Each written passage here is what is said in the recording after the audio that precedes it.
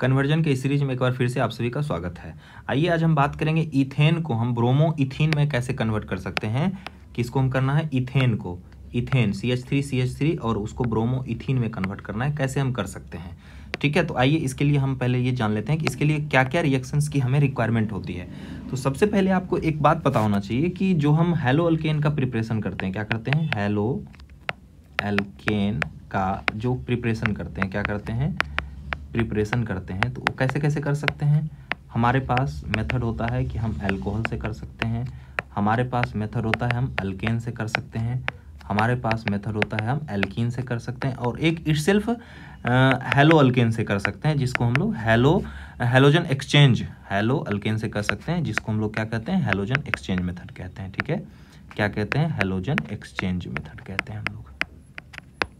तो इस क्वेश्चन के अंदर हमें अल्केन से मेथड प्रिपरेशन जानना जरूरी है। ठीक है, तो आइए हम बात करते हैं अल्केन से हम कैसे प्रिपेयर कर सकते हैं। कोई भी अल्केन हम ले लेते हैं, कोई भी अल्केन आप अगर लेते हैं, जैसे मान लीजिए हम RH लिख रहे हैं, R मतलब अल्काइल ग्रुप हो गया और H उससे जुड़ा हुआ है, यानी ये पूरा का पूरा जो स्ट्रक्चर आप देख रहे हैं ना, ये अल्केन है। ये क्या है हमारे पास, ये स्ट्रक्चर हमारे को अल्केन बता रहा है। ठीक है, ये स्ट्रक्चर हमको क्या बताया जा रहा है, अल्केन बताया जा रहा है। इसको हम क्या कर सकते हैं, इसको हम कोई भी हेलोजन डालेंगे, कोई भी हेलोजन मतलब फ्लोरीन और आयोडीन, इन दोनों को जनरली हम नहीं यूज करते हैं, इन दोनों को हम क्या करते हैं, नहीं यूज करते हैं।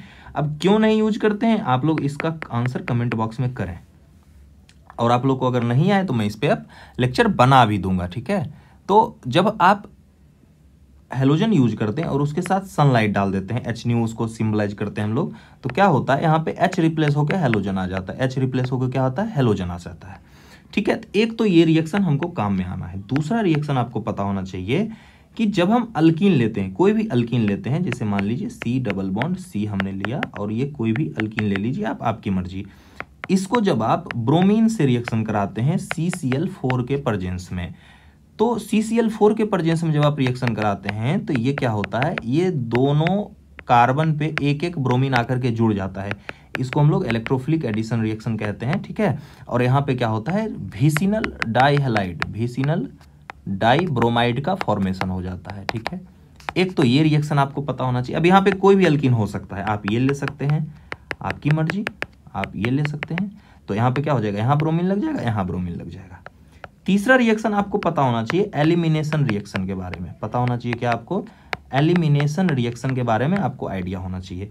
क्या होता है एलिमिनेशन रिएक्शन, एलिमिनेशन मतलब बीटा एलिमिनेशन मेनली। ठीक है, एलिमिनेशन तो अल्फा भी होता है, बीटा भी होता है, तो बीटा एलिमिनेशन आपको आना चाहिए। बीटा एलिमिनेशन क्या होता है, बीटा एलिमिनेशन देख लीजिए एक बार आप लोग, देखिए इस जगह हेलोजन लगा है Br, तो जिस कार्बन से हेलोजन लगा होता है उसको हम कहते हैं अल्फा कार्बन, और उसके ठीक बगल वाले कार्बन को हम बीटा कार्बन कहते हैं।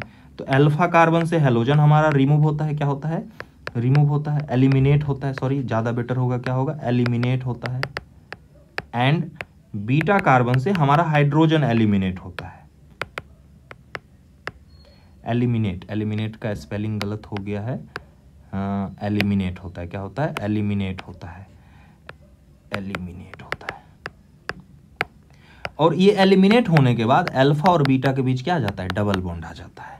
यानी इसका अगर आंसर हम लिखना चाहें तो क्या करना होगा, इसको मैं ऐसे एक बार लिख देता हूँ, CH3CH CH2Br, और इसके H को मैं ऐसे ओपन करके लिख देता हूँ, तो क्या होगा, यहाँ से HBr निकल जाएगा। ये अल्फा कार्बन है हमारा, ये वाला जो कार्बन हमारा है ये अल्फा कार्बन है, ये वाला कार्बन हमारा बीटा कार्बन है। तो अल्फा से हेलोजन चला जाएगा, बीटा से हाइड्रोजन चला जाएगा, और फाइनली हमारे पास जो प्रोडक्ट बनेगा वो क्या हो जाएगा, अल्फा और बीटा के बीच डबल बॉन्ड आ जाएगा, ये बन जाएगा।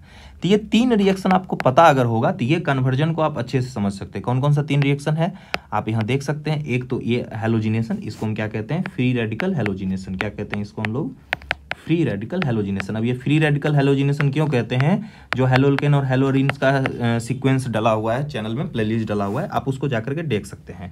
तो फ्री रेडिकल हेलोजिनेशन पता होना चाहिए। इलेक्ट्रोफिलिक एडिशन रिएक्शन के बारे में पता होना चाहिए थोड़ा सा, कि कैसे हम ब्रोमीन करते हैं ना, इसको हम टेस्ट ऑफ अनसैचुरेशन के नाम से भी जानते हैं। क्या जानते हैं, टेस्ट ऑफ अनसैचुरेशन के नाम से भी जानते हैं, क्योंकि ये क्या करता है, ब्रोमीन को डीकलराइज कर देता है।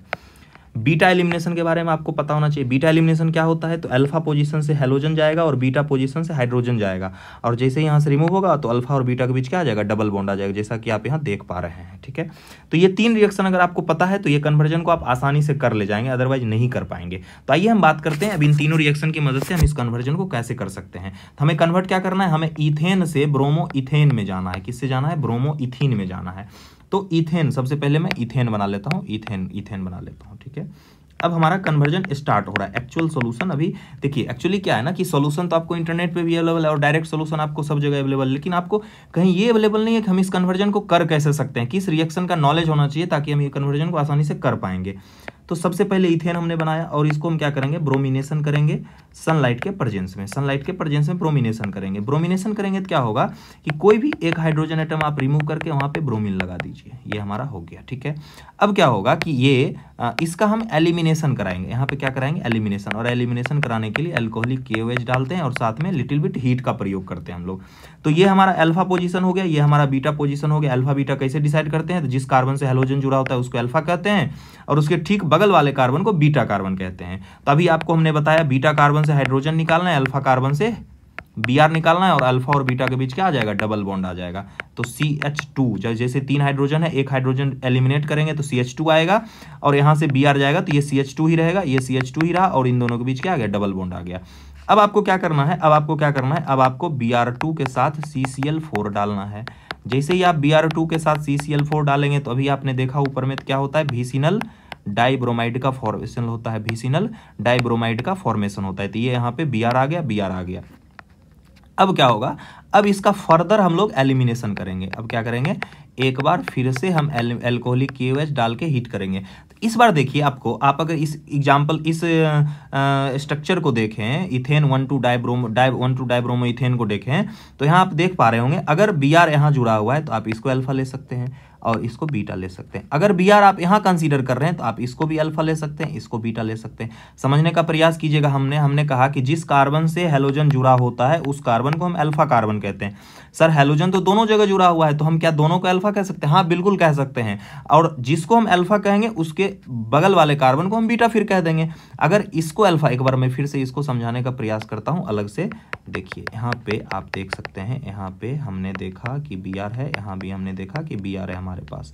अगर आप इसको अल्फा लेते हैं तो आप इसको बीटा लीजिए, अगर आप अल्फा इसको लेते हैं तो बीटा इसको लीजिए। इस तरह से आप कंसीडर कर सकते हैं। ठीक है, क्योंकि दोनों जगह हेलोजन है, दोनों जगह हाइड्रोजन है, तो आप कहीं भी ले सकते हैं, कोई इशू नहीं है। लेकिन हमें क्या करना है, हमें एक ही इक्विवेलेंट से रिएक्शन करवाना है, तो हम कोई एक कंसीडर करेंगे। तो आप किसी एक को कंसीडर कर लो। चलो हमने इस बीटा को मिटा दिया, इस अल्फा को मिटा दिया और बीटा को रहने दिया।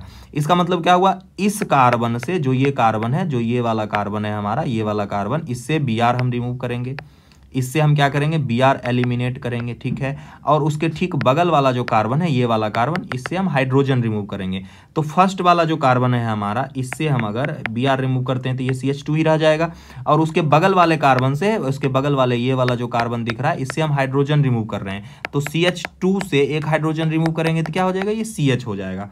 ये CH हो गया, क्या हो गया, ये CH हो गया। ये पेन ठीक से नहीं चल रहा है, ये CH हो गया। अब क्या होगा कि इसके साथ तो Br है ही ऑलरेडी, तो इसके साथ Br बना रहेगा, और इन दोनों के बीच, अल्फा और बीटा के बीच क्या आ जाएगा, अल्फा और बीटा के बीच क्या आ जाएगा, डबल बॉन्ड आ जाएगा। तो इस तरह से आप देख रहे हैं आपका कंपाउंड बनकर के तैयार है। जो टारगेट कंपाउंड था ब्रोमो इथीन बनकर के तैयार है। क्या किया हमने फ्री रेडिकल हेलोजिनेशन किया, हमने एलिमिनेशन किया, फिर हमने क्या किया, इलेक्ट्रोफिलिक एडिशन रिएक्शन किया, यानी अल्कीन में ब्रोमीन का एडिशन किया, फिर हमने एलिमिनेशन करा, तो फाइनली हमारा ब्रोमो इथीन बनकर के तैयार हो गया। आई होप आपको ये लेक्चर अच्छा लगा होगा, समझ में आया होगा। इसी तरह आप बने रहें। थैंक यू, मिलते हैं नेक्स्ट लेक्चर।